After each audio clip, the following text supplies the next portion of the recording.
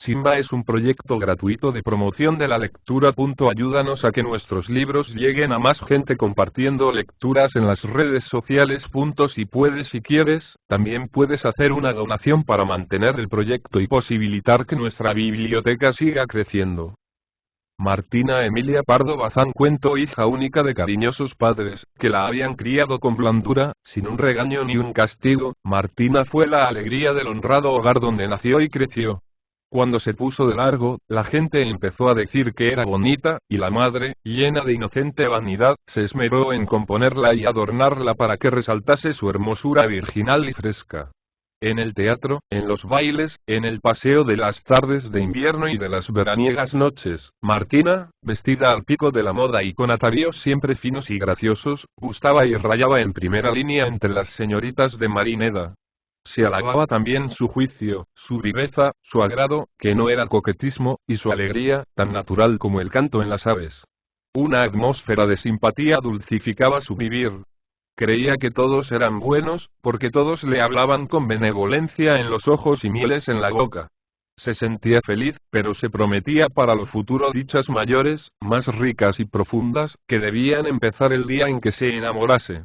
Ninguno de los caballeretes que revoloteaban en torno de Martina, atraídos por la juventud y la buena cara, unidas a no despreciable hacienda, mereció que la muchacha fijase en él las grandes y rientes pupilas arriba de un minuto. Y en ese minuto, más que las prendas y seducciones del caballerete, solía ver Martina sus defectillos, chanceándose luego acerca de ellos con las amigas.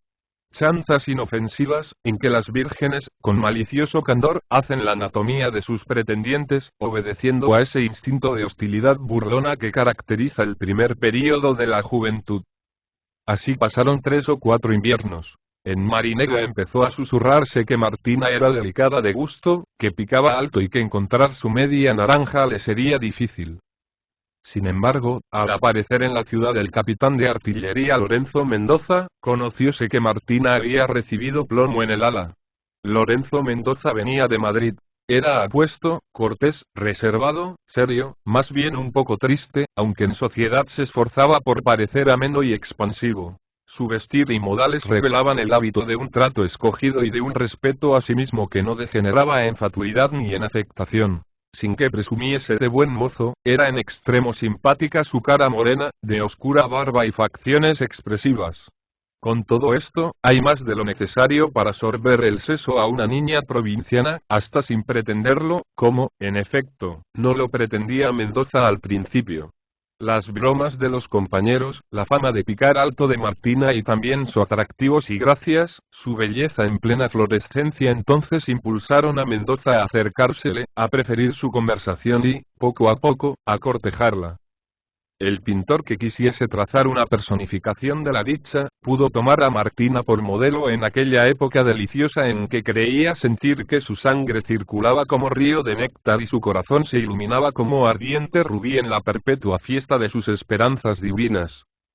Al ocupar Lorenzo la silla libre al lado de la muchacha, ésta se ponía alternativamente roja y pálida. Sus oídos zumbaban, brillaban sus ojos, enfriábanse sus manos de emoción. Y a las primeras palabras del capitán, un gozo embriagador fijaba en la boca de Martina una sonrisa como de éxtasis. Rara vez dejan de provocar envidia estas felicidades, y más cuando no se ocultan, como no ocultaba la suya a Martina, que no veía razón para esconder un sentimiento puro y legítimo. Si no fue la envidia, fue la curiosidad la que escudriñó el pasado de Mendoza, cómo se registra una casa para encontrar un arma oculta y herir con ella. Y averiguóse sin gran esfuerzo porque casi todo se sabe, aunque se sepa truncado y sin hilación lógica que Mendoza, al venirse, había cortado una de esas historias pasionales, borrascosas, largas, complicadas. Un imposible adorado y funesto, de esos lazos que obligan a huir a los confines del mundo y que, elásticos a medida de la ausencia, no siempre se rompen por mucho que se estirren. Con la falta de penetración que caracteriza al vulgo, opinaban los curiosos de Marineda que Mendoza habría olvidado inmediatamente a su tirana, la cual, sobre costarle desazones y amarguras sin cuento, ni era niña ni hermosa. Al lado de aquel capullo, de aquella Martina cándida y radiante como un amanecer y que llevaba en sus lindas manos un caudal, ¿qué podía echar de menos el bizarro capitán de artillería? Así y todo, almas caritativas se deleitaron en enterar de la historia vieja al padre de Martina, seguros de que él, solícito e inquieto, a su hija se lo había de contar. No se equivocaban. Una noche, en el paseo del terraplén, a la hora en que la salitrosa brisa del mar refresca el rostro y vigoriza el ánimo, y en que la música militar, sonora y vibrante, cubre la voz y solo permite el cuchicheo íntimo y dulce de los enamorados, Martina preguntó lealmente y Lorenzo contestó turbado y sombrío: ¿y quién se lo había dicho? Y tonterías. Eran cosas pasadas, bien pasadas. Muertas y bien muertas. Mendoza no comprendía ni por qué las recordaba nadie, ni a santo de qué las sacaba a relucir Martina, y ella, alzando los ojos llenos de lágrimas y relucientes de pasión, sonriendo de aquel modo extático suyo, olvidando el lugar donde se encontraban, murmuró hondamente: no me he de casar con otro sino contigo, y me parece justo saber si hay algo que lo estorbe. Conmovido, sin darse cuenta de lo que hacía, Mendoza se inclinó y buscando disimuladamente la mano de la muchacha y estrechándola con apretón furtivo entre el remolino de los paseantes, que encubre tales expansiones, le murmuró al oído: pues no hay nada ahí. Y por mí que sea prontito y te quiero. Al acabar la frase Mendoza, Martina se volvió hacia su padre, que venía detrás, exclamando: no estoy bien y llévame a sentarme y el brazo. Pronto se repuso, porque la alegría puede trastornar, pero hace daño rara vez. Y de allí a 2 semanas, la boda de Martina y de Mendoza era noticia oficial, y se sabía el encargo del equipo y galas, y se discutía el mobiliario y alojamiento de los novios. Se fijó la ceremonia para fines de septiembre. ¿Qué falta hacía esperar? El amor que está en sazón debe cogerse como la fruta madura. Iban llegando cajones con ropa blanca, trajes de seda, capotitas, estuches de joyas. En la sala de los padres de Martina servía de escaparate ancha mesa. Amigas y amigos venían, contemplaban, aprobaban, censuraban y salían contentos, displicentes o taciturnos, según su carácter más o menos generoso. Martina, todas las mañanas arrancaba triunfalmente una hoja del calendario, cortado ya por la fecha de la boda. ¡Qué pocas hojas faltan! 10 y 8 y una semanita no más. Este domingo es el último de soltera y 4 días y mañana y sí, mañana. A las 8. Ahí están el vestido blanco, los guantes blancos, el abanico, el azahar que llegó de Valencia y que embalsama el ambiente. Lorenzo venía por la noche a hacer tertulia a su novia y se mostraba galán, aunque siempre grave. La víspera de la boda, Martina le esperaba, como de costumbre, en el gabinetillo. La madre, que vigilaba sus coloquios, no creyó que aquella noche fuese preciso hacer centinela. Ocupada en quehaceres múltiples, dejó sola a su hija. Y Martina, en vez de alegrarse, sintió de pronto una pena agobiadora, inmensa, una desolación sin límites, un miedo horrible a algo que no se explicaba ni se fundaba en nada racional. Tardaba ya Mendoza. Sonó la campanilla y, por instinto, Martina se lanzó a la escalera. El criado le presentó una carta que acababa de traer el asistente del señorito. Una carta. Las piernas de Martina parecían de algodón. Creyó que nunca podría andar el trecho que separaba la antesala del gabinete. Se acercó a la lámpara, rompió el sobre, leyó y antes que sus ojos la había leído su corazón, fiel Zahorí. Aquellas excusas, aquellas forzadas frases de cariño, aquellas mentiras con que se pretendía paliar la infame deserción, las presentía Martina desde una hora antes. Y los motivos de la repentina marcha bien sabía Martina que no eran los que fingía la carta, sino otros, que no podían decirse, pero que explicaban a la vez el viaje y la continua tristeza, invencible, misteriosa, de su futuro, y llamábale otra vez el abismo. Resucitaba lo que sin duda no había muerto. Martina cayó desplomada en el sofá. No lloraba, gemía bajito, como quien reprime la queja de mortal dolor. Sin embargo, la misma violencia del golpe, la indignación, 1000 sentimientos confusos la impulsaron a levantarse, tomar un fósforo, pegar fuego a la carta, abrir la ventana y echar a volar las cenizas, cual si temiera que la delatasen. Buscando luego a sus padres, les declaró con voz firme y serena que había renunciado por su gusto y deliberadamente, a casarse con Lorenzo Mendoza, al cual no volverían a ver más, porque salía aquella noche en el tren correo hacia Madrid.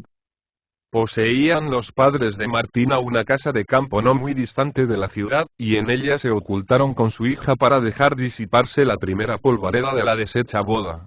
Allí pasaron el invierno. Martina parecía contenta.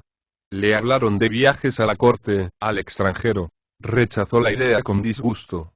Vino la primavera, y ya no pensaron en dejar la residencia campestre. Al acercarse el otro invierno preguntaron a Martina, y pidió, por favor, encarecidamente, un año más de soledad. La misma escena se repitió al siguiente.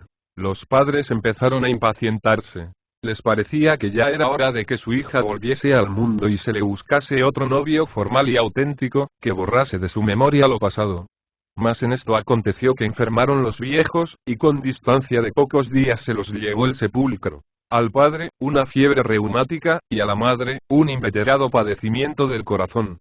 Martina, sola ya, de luto riguroso, negóse a recibir pésames, a admitir consuelos de amigas, y se encerró más que nunca entre las paredes de su tapia y entre los árboles de su solitaria finca. Corrió algún tiempo. En Marinega ya apenas se hablaba de Martina. Los más la creían maniática. No la trataba nadie. Una tarde resonó el aldabón de la portalada con los golpes que daba un jinete, que regía un caballejo castaño. El hortelano salió a abrir, y contestó la frase sacramental. La señora no estaba, y, además, no acostumbraba a recibir visitas. Dígale usted, objetó el jinete apeándose, que es don Lorenzo Mendoza. Y puede ser que entonces sí. A los 10 minutos volvía el hortelano con respuesta negativa, terminante. Mendoza bajó la cabeza e hizo ademán de volver a montar. De pronto, como si variase de parecer y obedeciese a una inspiración súbita, arrollando al hortelano, cruzó la puerta, se metió patio adentro, subió una escalera exterior tapizada de madreselvas, que daba acceso a la casa, y entró en una sala oscura, de vidriera entornada, silenciosa. Oyó un grito de mujer. Fue derecho a donde sonaba y estrechó a Martina en los brazos. No hubo palabras. Todo se expresó con halagos, inarticulados sones, caricias insensatas por parte de él. Primero, rechazadas, débilmente, y pagadas, luego. Después vinieron las excusas, los ruegos, las explicaciones que Mendoza dio casi de rodillas y ella oyó trémula, desfallecida, reclinada la cabeza en el hombro del suplicante. Y siguieron las promesas, los juramentos, las protestas de enmienda y lealtad, los plazos de ventura que Mendoza desarrollaba risueño, enclavijando sus dedos en los de Martina, que no oponían resistencia. La noche caía. La luna llena se alzaba blanca y apacible. Las madreselvas exhalaban su balsámico aroma. Los antiguos novios eran ya amantes. La primavera se trocaba en estío, y el enajenado Mendoza no echó de ver que Martina, en medio de su delirio, a veces gemía muy bajo, como quien reprime la queja de mortal dolor, como había gemido años antes al recibir la carta de despedida. A la mañana siguiente, cuando despertó Mendoza, no vio a Martina y la llamó a voces y no contestó nadie. Por fin acudieron los criados. Sabían que su ama se había marchado tempranito, pero ignoraban a dónde. En Marinega se supo sin asombro, a la semana siguiente, que Martina vivía reclusa, como señora de piso, en un convento de Compostela. Lo que nunca se divulgó fue que hubiera adoptado tal resolución para evitar el sonrojo de sentirse morir de felicidad cerca de aquel que un día la engañó y vendió.